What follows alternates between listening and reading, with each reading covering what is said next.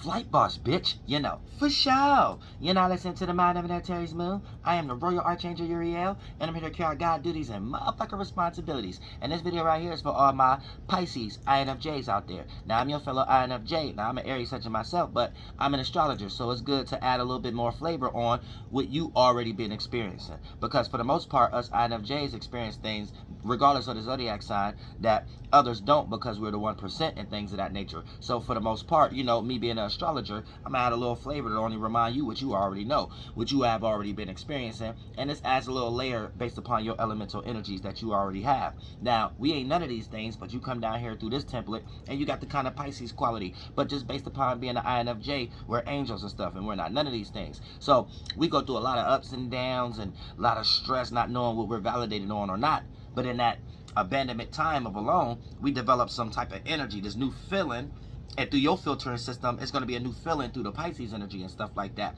And now you're going to start to realize, once we break this down, what you was getting dranked on and what you was being used as a character, but actually experiencing energies of still feeling alone amongst all these people, because we don't have problems getting attention. We have problems of dealing with the popularity in the right way and wanting to, and looking at it if we want to do it at all.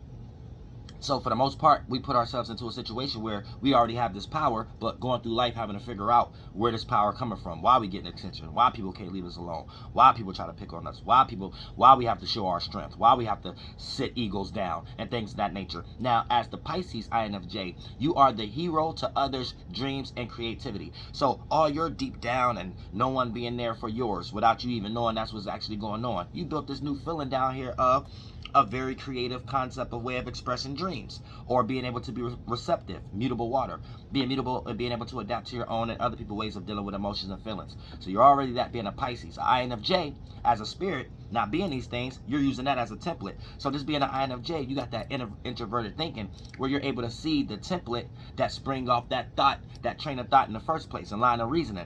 So you're able to see that inside. So you're able to see outside as an external feeling, an external expression of anybody playing that role in their own way, what space they must be in to actually be doing that. So you in that energy so much, anytime you needed some reciprocation from the world, this is what you gave others, right?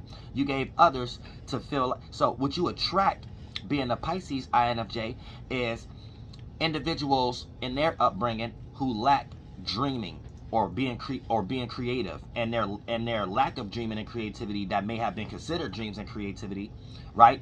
They meet the INFJ and start to realize it wasn't creativity. Now, before the relationship get to that circumstance, right, you show a mirror, something inside this person that they always felt like that they should have. You show them like, oh, I'm supposed to be creative the moment they meet the INFJ. Oh, I'm supposed to dream too, and stuff like that. The moment they meet you as an INFJ, where you just being yourself. And at this point, you're getting older from a childhood, so you may not be realizing just the circumstance that's going on, but this is the only way of you obtaining friends at this moment, right? So at some point where you think you're helping the other, where you're good at already, you're manifesting humans, because we're only the 1%, and you might not realize this early in life, and now you can see. You're manifesting individuals who lack these things. So this is what you're being used for. When you start to feel drained because you shared your space, where you thought you was helping someone see a dream in themselves, because we shine lights on areas that individuals' parents can't shine lights on. So we end up being people's parents without even knowing it, right? So, and a lot of people can't forget the INFJ.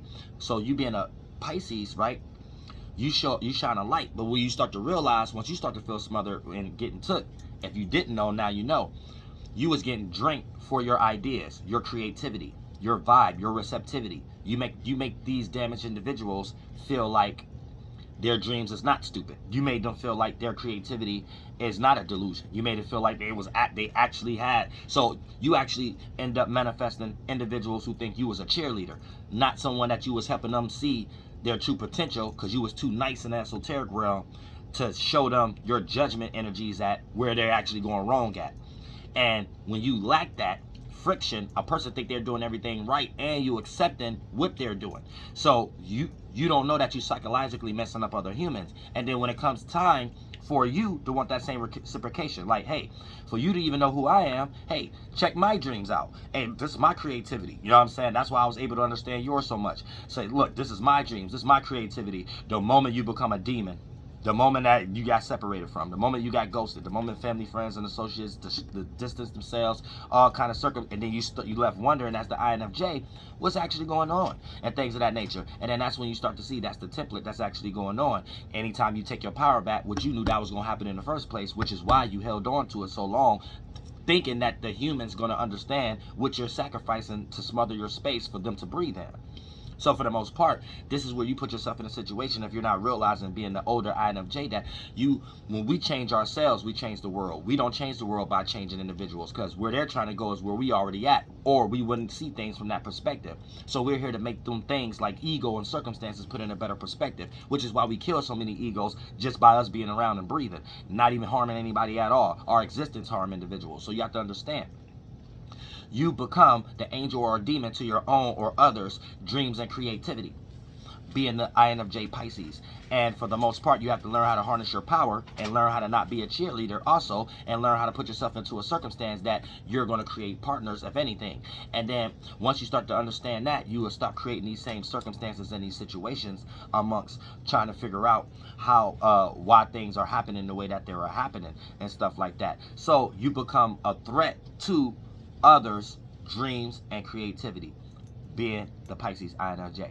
So understand that. And you might put yourself in a situation where you're running a whole community or something like that based on trying to help others with their dreams and their creativity. But what you fail to realize is you actually put your dreams and creativity in the back, because you're strong enough to do that, because you're seeing everybody who lack these things and building a community, thinking you can lead in that area, because we are leaders and counselors. And sometimes you just have to tell people, kiss your ass.